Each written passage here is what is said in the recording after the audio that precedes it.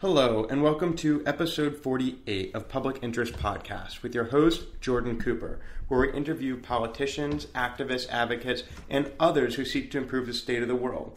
We're here today with Ali Akbar Mousavi, former member of the Iranian Parliament in Tehran and visiting fellow at George Mason University. How are you doing today, Ali? Thank you very much. I'm doing well. Thanks for inviting me. Wonderful. We're glad to have you. The first question I'd like to ask is, what are you currently doing, or what have you ever done to advance the public interest, and why? Yeah, I'm doing some activities, and I'm an advocate of human rights in the United States, about Iran mostly, focused on Iran. And more than that, about my expertise, because I'm an IT manager and I'm working on ICT policy.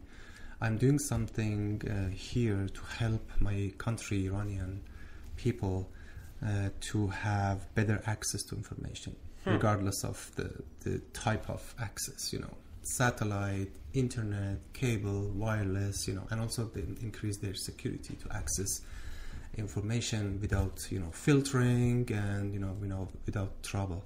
So some sort of policy making here. I'm trying to inform American politicians to, shape some new policies regarding access to information in Iran. And then we started to expand it, this great experience, bipartisan experience here in the Congress and the Obama administration.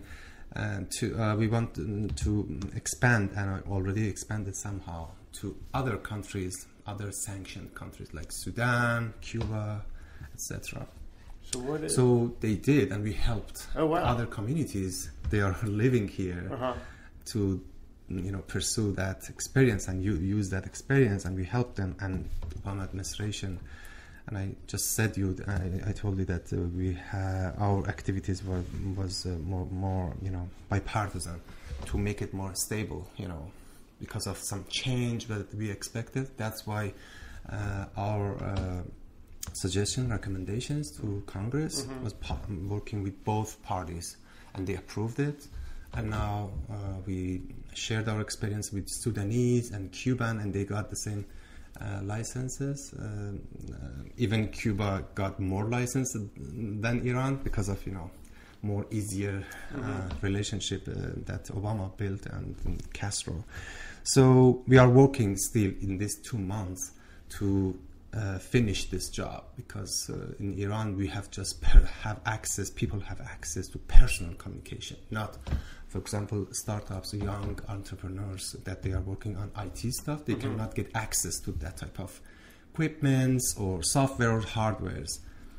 This is different than that. So we are trying to convince both parties again to complete that in these 2 months. Then I'm trying to initiate a new program at George Mason in Department of Conflict Resolution, called the program called Technology for Peace and Conflict. Use of technology in that area, in that field, is very important and crucial now in the Middle East especially. So what is the relationship between access to information and human rights? Access to information is sort of human rights currently, and it has been recognized in UNHCR and many principles. For our listeners, the UNHCR is the United Nations Human Rights Council. Yeah. Then ITU, International Telecommunication Union, which all governments and all world are part of that, including Iran. They should pay their share, and they have vote there. So they have recognized as a right for all people. So we are trying to expand this access and make sure that the people that are using this type of data and information and transferring and communicating are safe, because many of them are in danger. They are in trouble. They are in prison somehow, using Facebook, using Twitter or something like that. Yeah. So I'm interested in your story, because many of our listeners, as we're currently sitting in Bethesda, Maryland, Yet you are a former member of the Iranian Parliament in Tehran, Iran, on the other side of the globe, a country that does not have the best of relations with the United States right now. Unfortunately. You know, it may be odd for listeners to think, well, you know, wouldn't it be I mean, the converse would be that a former congressman in the U.S. Congress would be sitting at a kitchen table in, like, China and talking and living there. Why are you not living in Iran anymore? And what's the connection? Because, and you also mentioned that this happens in other countries. You mentioned there's an expatriate community of Cubans and Sudanese and others. So what brought you to Washington? Why are you not in Tehran, where you were elected to be a member of the Parliament? Before going to Parliament, I was a part of university academy at the university, and then in private sector. I have different experience in both part, and then I moved to Parliament. I was working as a Central Council of Student Union, the most recognized, the most popular student union in Iran, and as a spokesman. And they elected me. They sent me actually among 60 universities, public universities, 60. So just because our audience tends to be primarily American, where we have a two-party system, you're telling me that there's a student union which represents multiple universities across the country of Iran, and this union is also a political party that can send representatives to the national legislature? Not party, but because in Iran we don't have that much strong parties. Sometimes they try to influence, increase their voice, saying that this is our goal, this is our demand, and sometimes they don't trust all parties because at the time they were weak.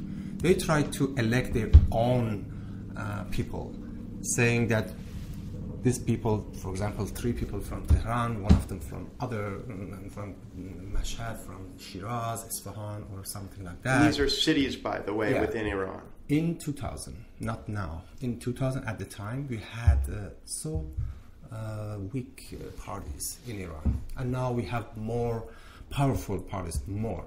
Still are not perfect, but we have more powerful parties. Were you directly elected by popular votes in a national election on an election day? Sure, yeah. Were you vote for Ali? What did people see on the ballot? Did it say Mali Mousavi? That's it, or did it say Mali Mousavi? Ali Mousavi? Did it and underneath student union or no? What? No. That they write my name, or 30 name in Tehran. We have 30 people that they are representing whole Tehran.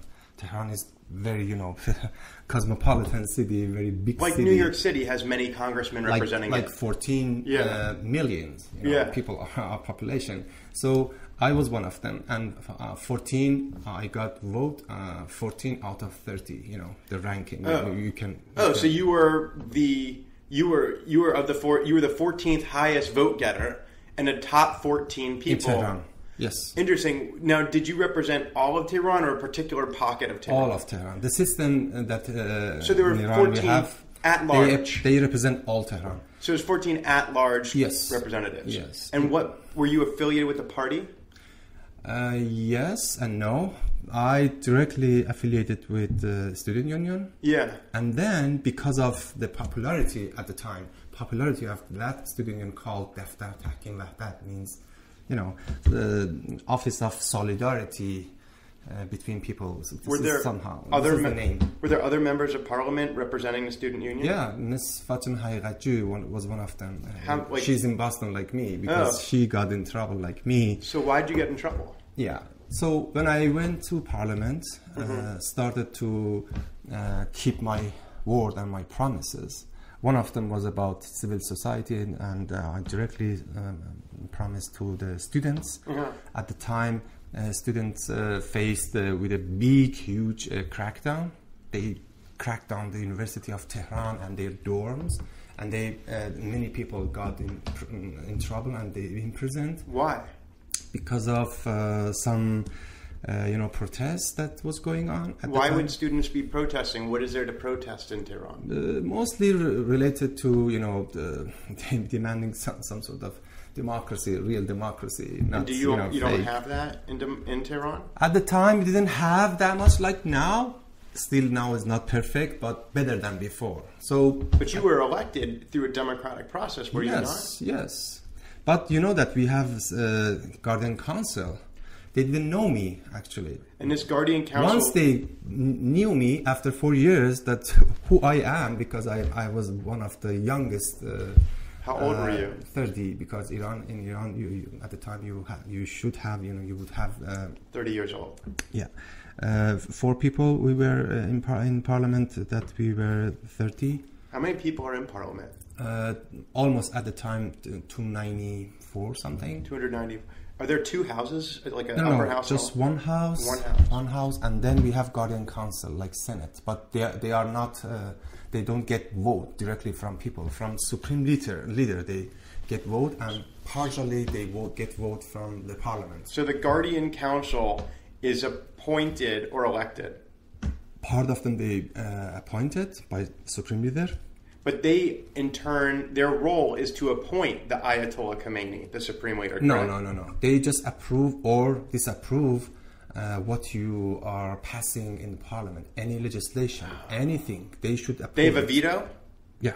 And if they say, we don't like this law, can you override the veto? But Ayatollah Khomeini, which passed away, decades ago, he asked and commanded to change constitution at the time because of that conflict, because we are elected by people and they are not, and they are vetoing every day. Can you override a veto from the Supreme Council? No, but after that conflict, Ayatollah Khomeini realized that we need another institution to, work in between these 2 institutions.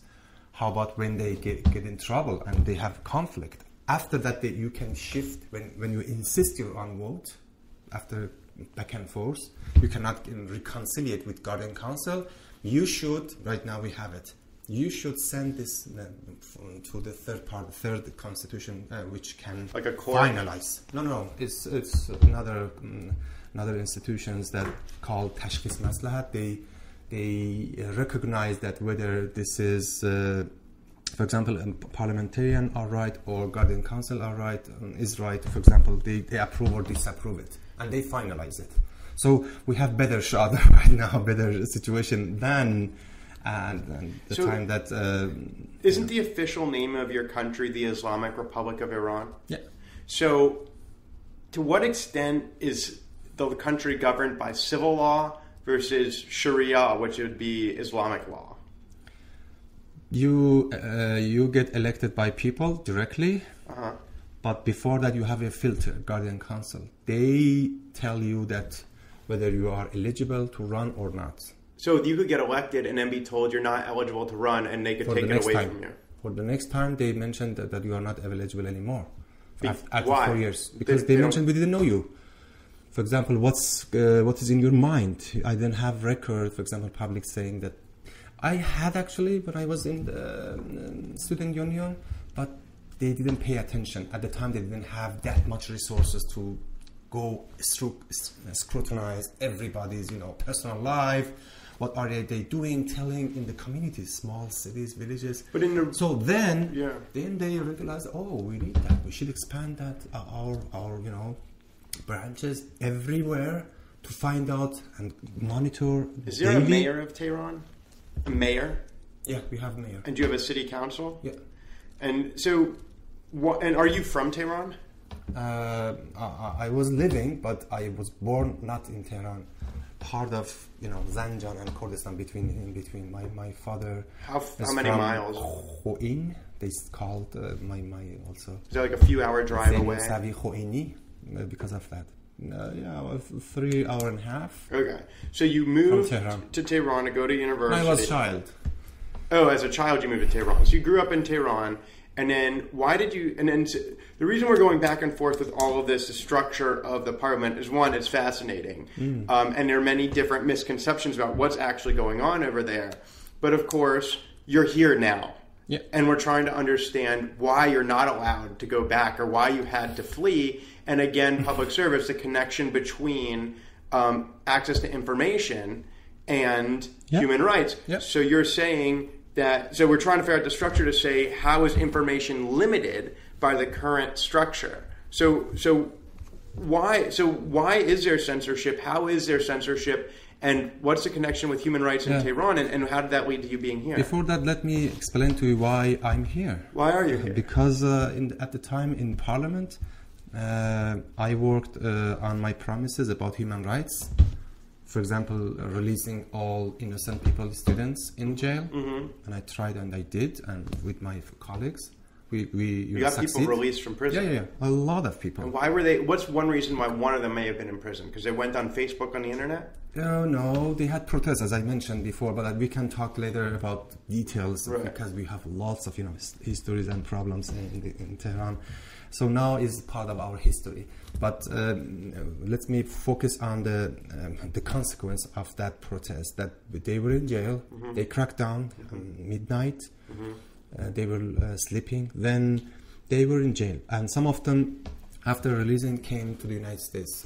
Some of them in here as a journalist or the academician or anything like that, like me. And then, in addition to human rights issues, that I try to release those people and help their families from different branches. I mean categories. They are student. They were a student, and I was helping also other people like Baha'is, like any groups, even. Now, for our listeners, Baha'i is a religious group, correct? Yes, okay. And they do, constitutionally, unfortunately, they don't recognize them as a religion, like Jewish or Zoroastrians or even Christians. We have parliamentarians that they are representing these groups, Jewish and Christians, and even Zoroastrians and other branches, but Baha'i is not.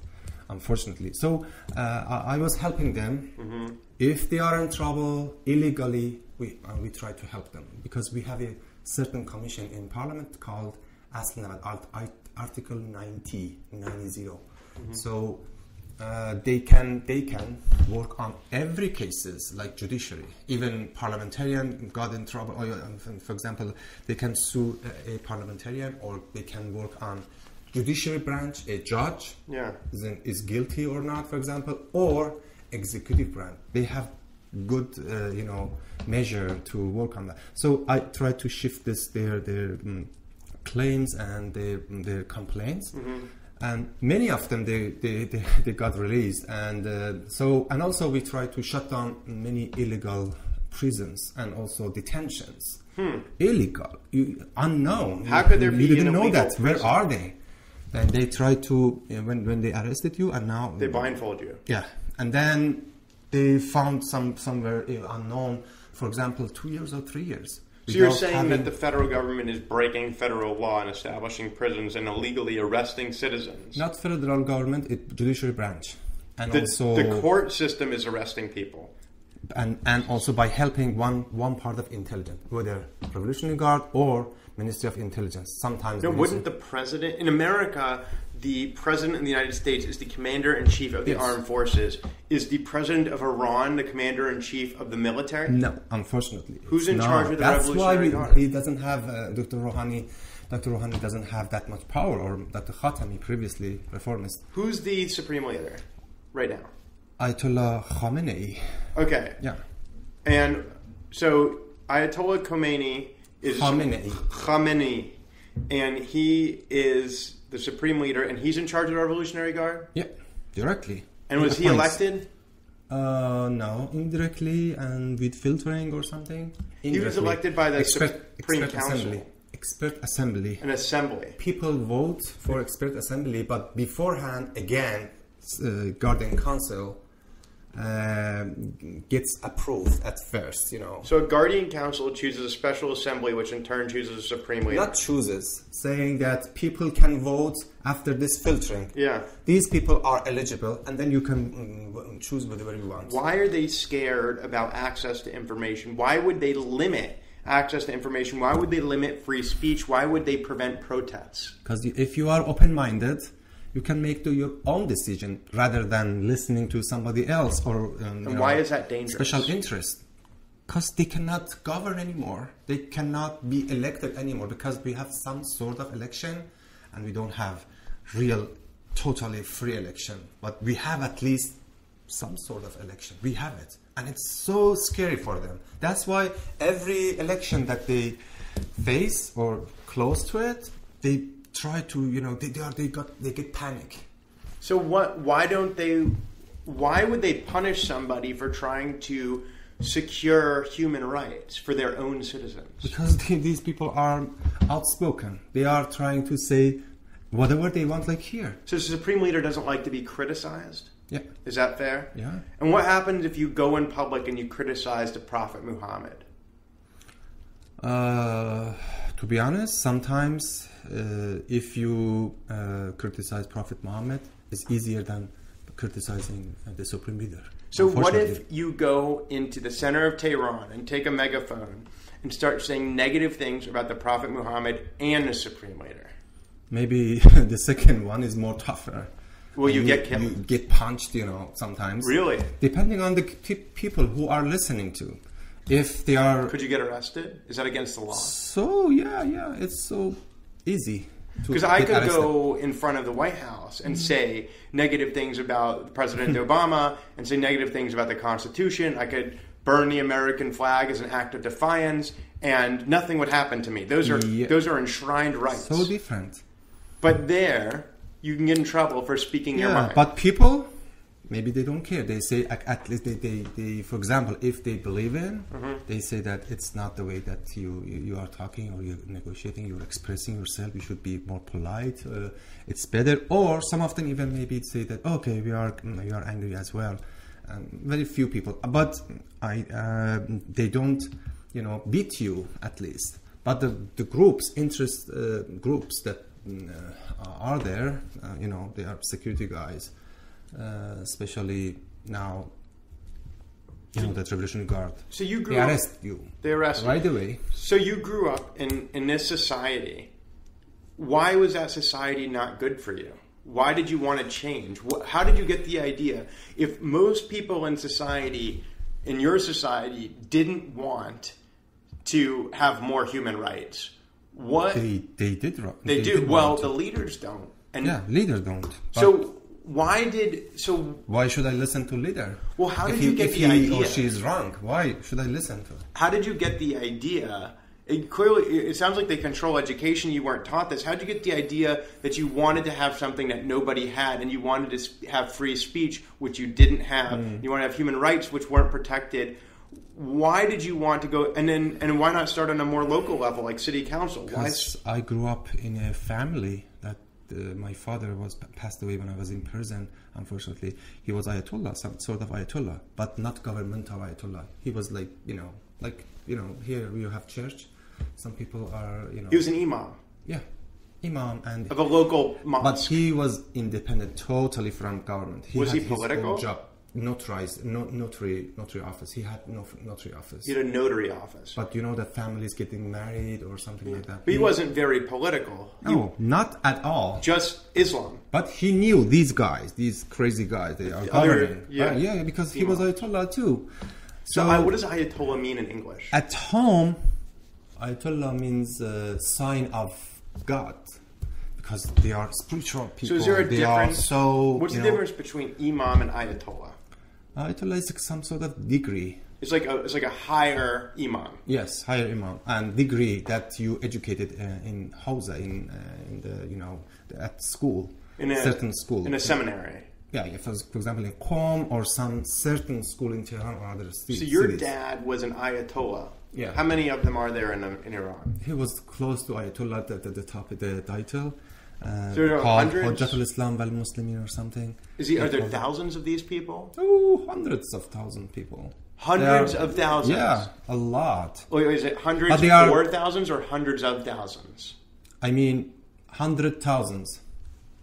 Over 100,000 Ayatollahs are in Iran. No, in Shia religion. But in Tehran or Iran, maybe, for example, 10,000, 20,000. So there's a lot of, it's just like a rabbi or a priest. They're just wherever. They are independent. They are just they are practicing, praying, when somebody dies, they come across and then, they pray for them. So your dad was a religious man. Did he want you to be an imam?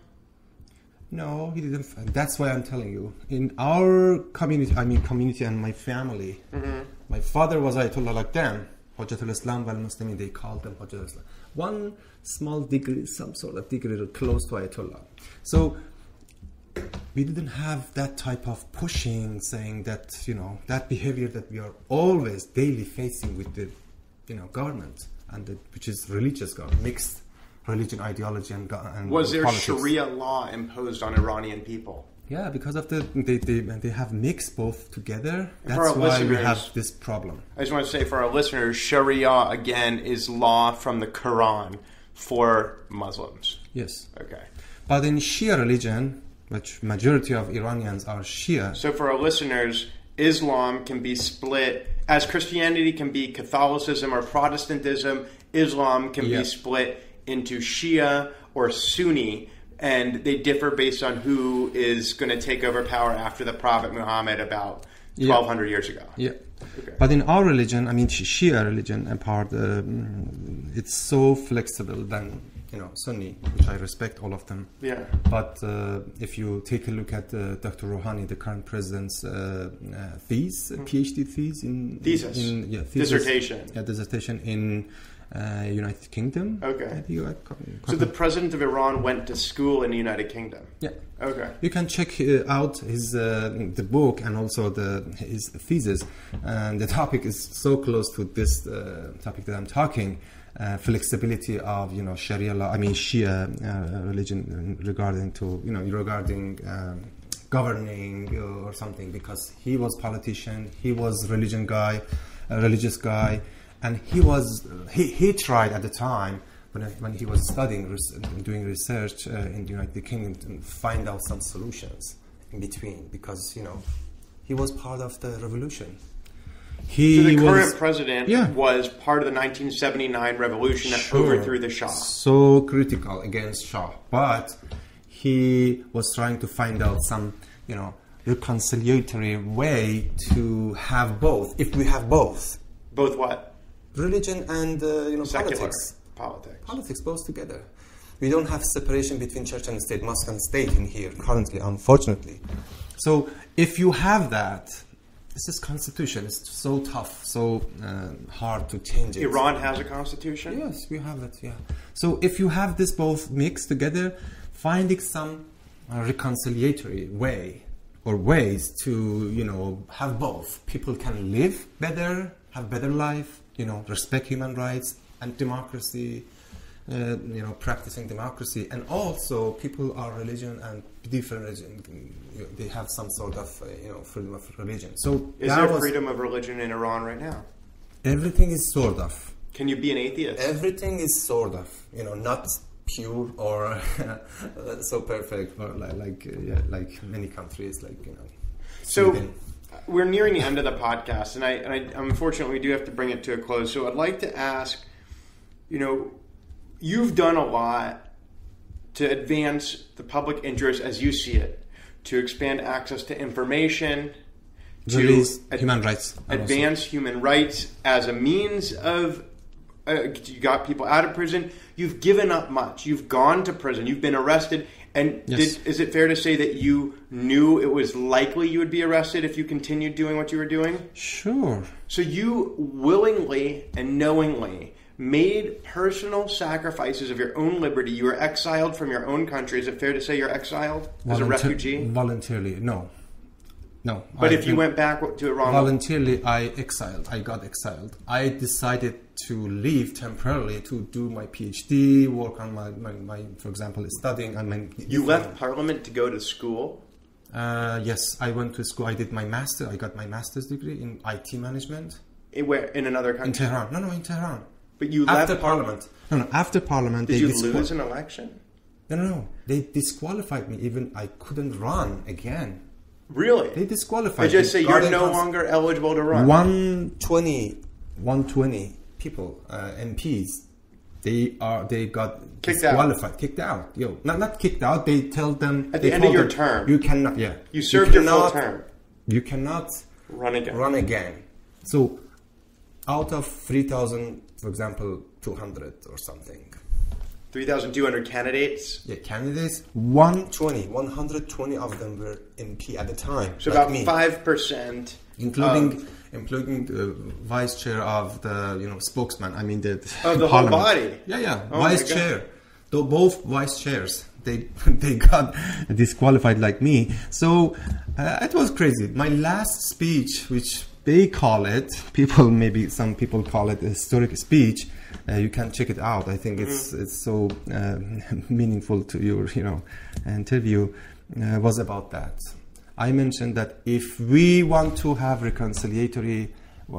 out a reconciliatory way again, we have feedback after a couple of decades after the revolution, we should have some sort of change in the constitution. You want a constitutional convention? Either officially or unofficially. They did.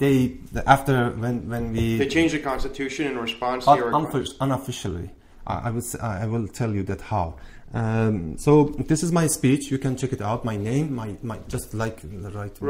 Speech. Well, we don't have much time to go. I criticized the Ayatollah Khamenei, saying that we need this change. So they changed some sort of change, Ahmadinejad's time, but unofficially, without having referendum. And this change is about human rights? No. It was about 44.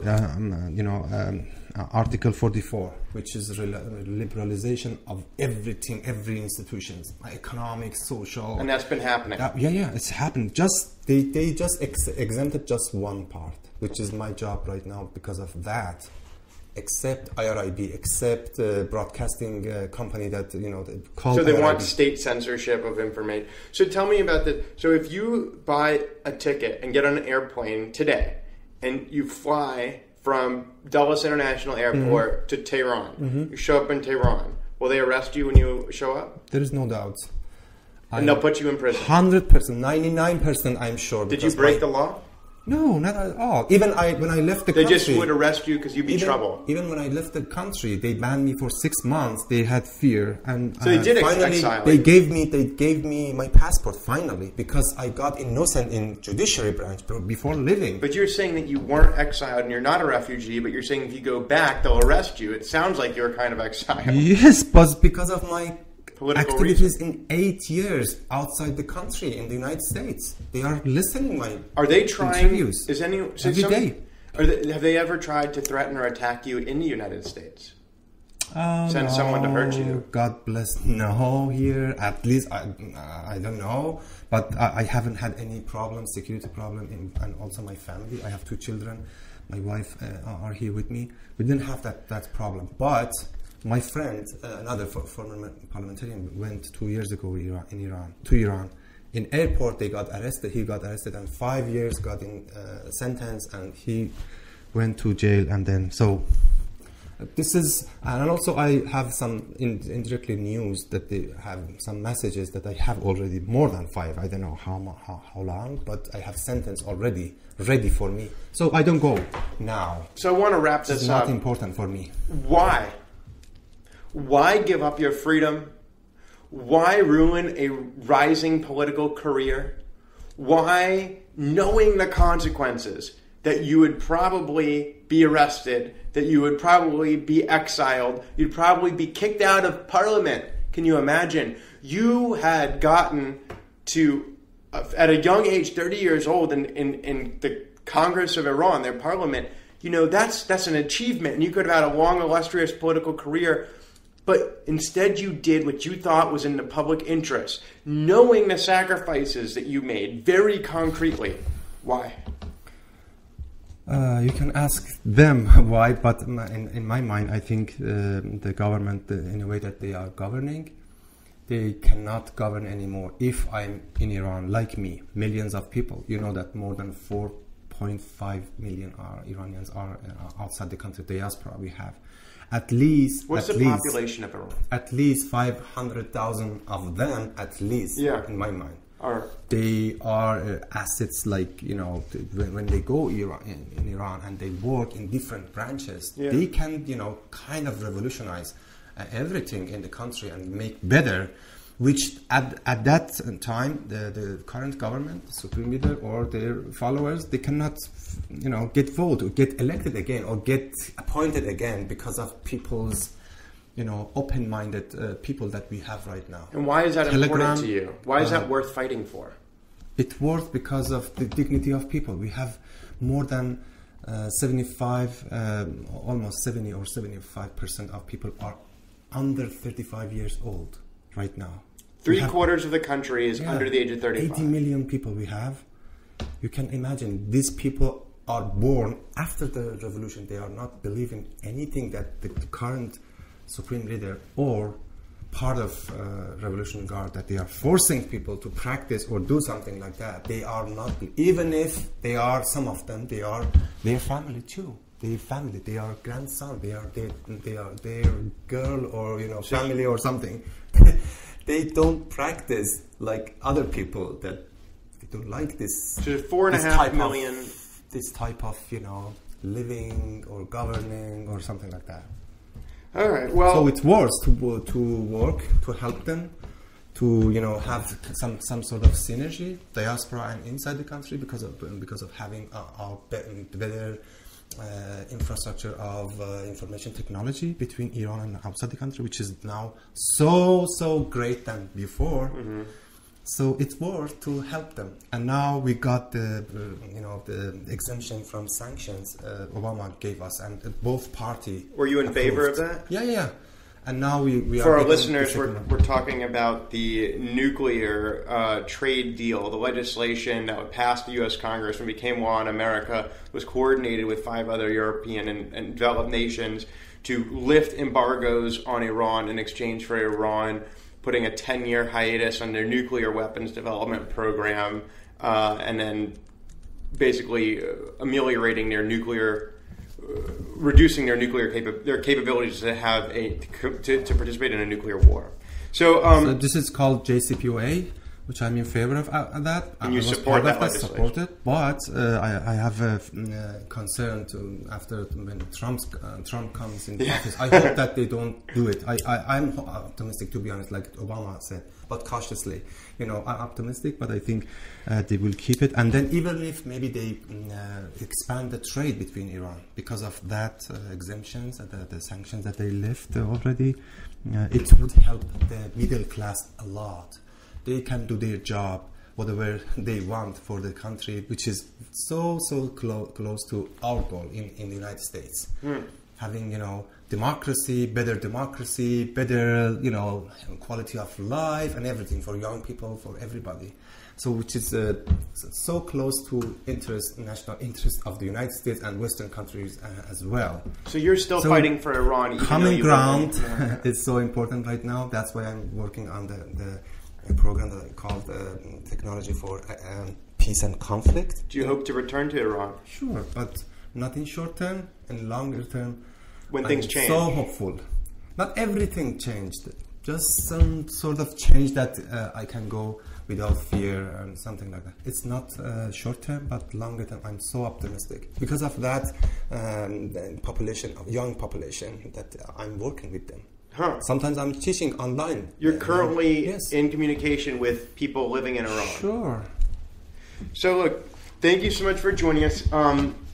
Ali Akbar Mousavi, former member of the Iranian Parliament, speaks about giving much because of a vision of his country that he sees. He's trying to bring to actualize a vision of Iran that reflect what he perceives to be the views and desires of a young population whose needs and desires are not being met by a current government. And he sees the current government as being unjust. And for him, the sacrifices that he makes are worthwhile if in the hopes that one day his country may accept him as it becomes a more just and open society. Thank you so much for joining us for episode 48 of Public Interest Podcast with your host, Jordan Cooper, where we interview politicians, activists, advocates, and others who seek to improve the state of the world. We appreciate having you, and we will talk to you next time.